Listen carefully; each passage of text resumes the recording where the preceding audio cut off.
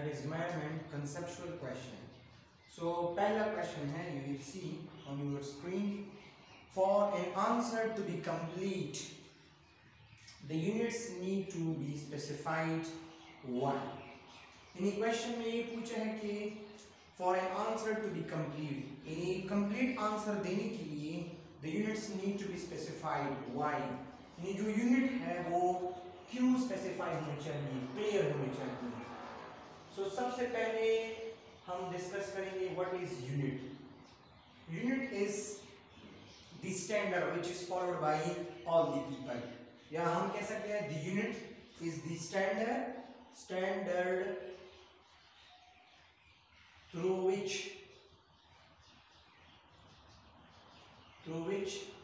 we can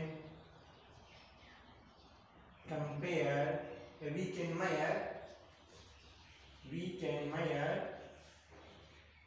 the unknown things. जो unknown चीज होती है वो उसके साथ हम यानी यूनिट के साथ हम वो unknown चीज हम measure कर सकते हैं. the unknown objects, जो unknown objects होते हैं हम स्टैंडर्ड के साथ measure कर सकते हैं. सो उस स्टैंडर्ड को हम कहेंगे यूनिट. अब अगर यूनिट की बात कर ले, यूनिट हमारे पास बेस यूनिट भी होते हैं और as well as derived unit भी होते हैं. यानी वो यूनिट जो बेस क्वांटिटी के जो यूनिट होते हैं, वो यूनिट जो बेस क्वांटिटी के होते हैं उसे हम बेस यूनिट कहेंगे, और वो यूनिट जो डिराइव्ड यूनिट के होंगे उसको हम डिराइव्ड यूनिट कहेंगे.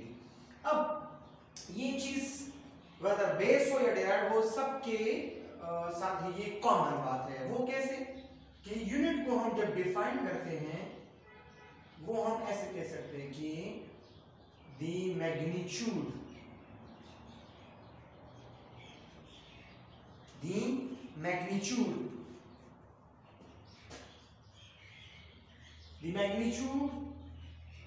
is called here unit.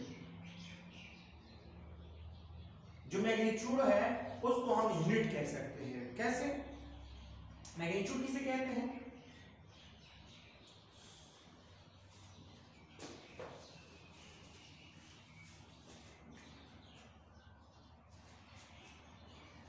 अच्छा, अब हम देखेंगे मैग्नीट्यूड.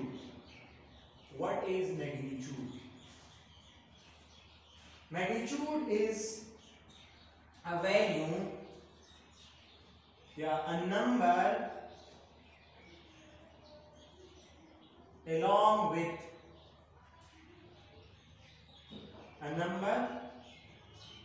with specific unit.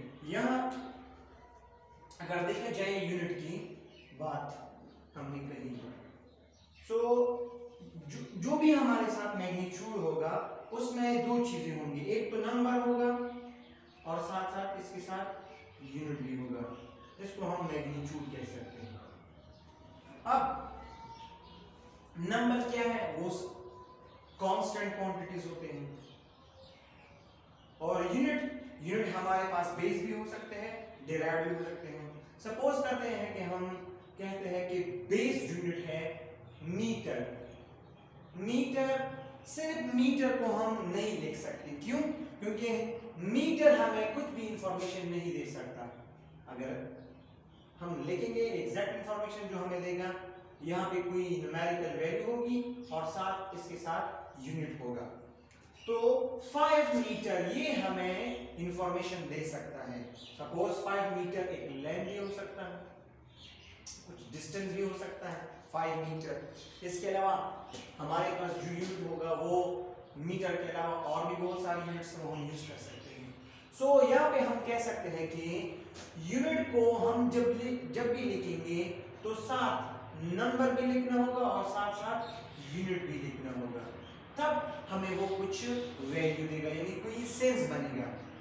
तो हम कह सकते हैं कि एक यूनिट को हम जब डिफाइन करेंगे, स्पेसिफाई करेंगे, so we need a number along with its unit. So conclusion में हम ये कह सकते हैं कि both A number as well as unit combining gives gives sensation to the unit. यानी सिर्फ सेपरेट कोई नंबर या 5 है या 6 है हमें कोई इंफॉर्मेशन नहीं देगा, या अगर हम सिर्फ कहेंगे मीटर या सेंटीमीटर या केजी वगैरह, तो सेपरेटली कोई नंबर भी हमें कुछ नहीं दे सकता, कोई वैल्यू नहीं दे सकता या कोई सेंस नहीं देगा। इसके साथ साथ जो सिर्फ यूनिट है वो भी हमें कोई इंफॉर्मेशन नहीं दे सकता। तो हम कह सकते हैं कि both number as well as unit give information। तो साइड पे आप लोग देखोगे कि किस तरह हम इसको डिफाइन कर सकते हैं।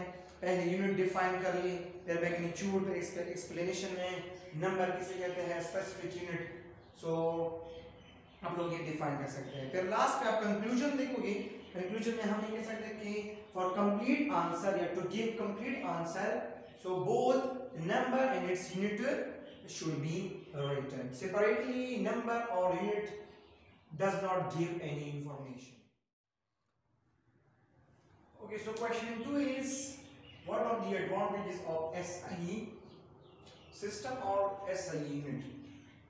ये SI जो यूनिट है उसके क्या फायदे हैं, एडवांटेज मींस फायदे, फवायद या मेरिट भी हम कह सकते हैं। सो पहला जो इसका एडवांटेज है वो तो है कि rational system. Rational system means that this system provides specific one unit to the one physical quantity, यानी एक फिजिकल क्वांटिटी के लिए हमारे पास इस सिस्टम में एक यूनिट होगा। इस तरह नहीं कि लेंथ जो मीटर है उसके साथ साथ मीटर को हम कुछ और भी कह सकें। So this system gives one unit to the single quantity. इसका मतलब हुआ ये कि ये रेशनल सिस्टम है, यानी अगर एक क्वांटिटी के लिए 2 या 3 यूनिट होते तो मसला ये होता कि कोई एक यूनिट को इस्तेमाल करता है तो कोई दूसरे को इस्तेमाल करता है, तीसरे को इस्तेमाल करता है। सो this system provides N equality कि एक क्वांटिटी के लिए हम एक यूनिट यूज कर सकते हैं, जिस तरह लेंथ के लिए हम मीटर यूज कर सकते हैं। और भी इस तरह क्वांटिटी है, मास के लिए हम केजी यूज कर सकते हैं। So next point is coherent system। coherent system का मकसद ये है कि ये सिस्टम हमें कुछ फंडामेंटल बेस क्वांटिटीज और इसकी यूनिट देते हैं, तो उससे हम मजीद जो डिराइव्ड यूनिट्स होंगे उसकी यूनिट्स होंगे वो हम इससे बनाएंगे, यानी ये बेस होंगे, इससे हम और डिराइव कर सकते हैं। तो इसने हमें कुछ एक सेट दिया है बेस यूनिट्स का और बेस क्वांटिटीज का। सो इसका एक फायदा ये हुआ। नेक्स्ट है matrix system. Matrix system means इस सिस्टम ने सिर्फ हमें बेस और डिराइव्ड यूनिट्स और बेस या डिराइव्ड क्वांटिटीज नहीं दी, बल्कि इसने हमें मल्टीपल और इसकी सब मल्टीपल्स भी दी।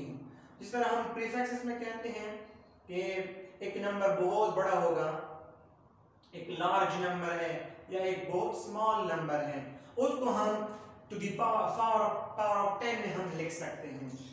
क्यों? हमारी आसानी के लिए, हमारी कन्वीनियंस के लिए। सो ये सिस्टम हमें मल्टीपल्स और सब मल्टीपल्स भी दे सकते हैं। इस तरह प्रीफिक्सेस हैं, प्रीफिक्सेस या इस तरह मिली है, माइक्रो है या किलो है और गीगा है और साथ साथ नैनो है। सो बहुत सारे प्रीफिक्सेस हैं। इस सिस्टम ने हमें प्रीफिक्सेस भी दिए हैं, क्योंकि बहुत सारे इस तरह से क्वांटिटीज होंगे जो हम मेजरमेंट के दौरान वो बहुत छोटे होंगे तो उसको हम प्रीफिक्सेस से रिप्रेजेंट कर सकते हैं, या बहुत बड़े होंगे उसको हम भी प्रीफिक्सेस से इस्तेमाल कर सकते हैं। So this system gives multiples and submultiples. So the last is international system. International का मकसद ये है कि ये सिस्टम पूरी वर्ड में इस सिस्टम को एक्सेप्ट किया गया है। इस तरह नहीं है कि लेंथ के लिए कोई जो 1 मीटर है और 1 मीटर को कोई जो स्टैंडर्ड है बाज़ जगहों पे कोई और यूज कर सके और बाज़ जगहों पे कोई और नहीं। एक्सेप्ट इसलिए हुआ है कि ये सिस्टम हमारे पूरी वर्ल्ड में एक इंटरनेशनल यानी जो क्वांटिटीज होंगे वो उसके लिए जो यूनिट होंगे वो सब जगह पे सेम है। यानी जो 1 मीटर है, इस तरह 1 kg है, इस तरह और भी जो जितनी यूनिट्स होंगे वो सब की सेम है। और सारे वर्ल्ड के जो साइंटिस्ट है और सारे वर्ल्ड के जो पर्सन्स हैं उन सारों ने एक्सेप्ट किए गए हैं। सो the last is convenient, easy and equality all over the world। सबके लिए आसानी प्रोवाइड कर रहा है क्योंकि सब ये यूज कर सकते हैं। easy इसलिए है कि बेस क्वांटिटी सबको पता है और इसे हम जो डिराइव करेंगे वो भी सबको पता होंगे, तो इसलिए easy है क्योंकि 7 बेस क्वांटिटीज हमें बताई गई हैं, बाकी जितनी भी है वो सारे डिराइव्ड हैं।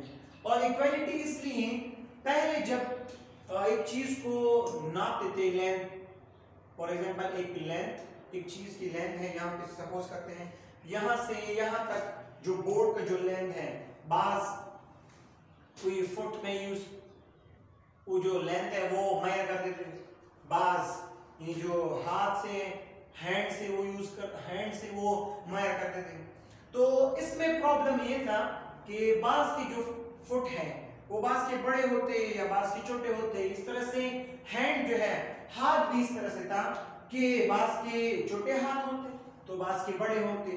सो इस सिस्टम में फिर ये प्रॉब्लम था कि इक्वालिटी नहीं थी। सो इस सिस्टम ने ये चीज खत्म कर दी कि इस सिस्टम ने इक्वालिटी को मेंटेन कर रखा। सो इसलिए लेंथ को हम 1 मीटर से यानी जो मीटर है सब जगह पे 1 मीटर स्टैंडर्ड है। सो this system provides N equality all over the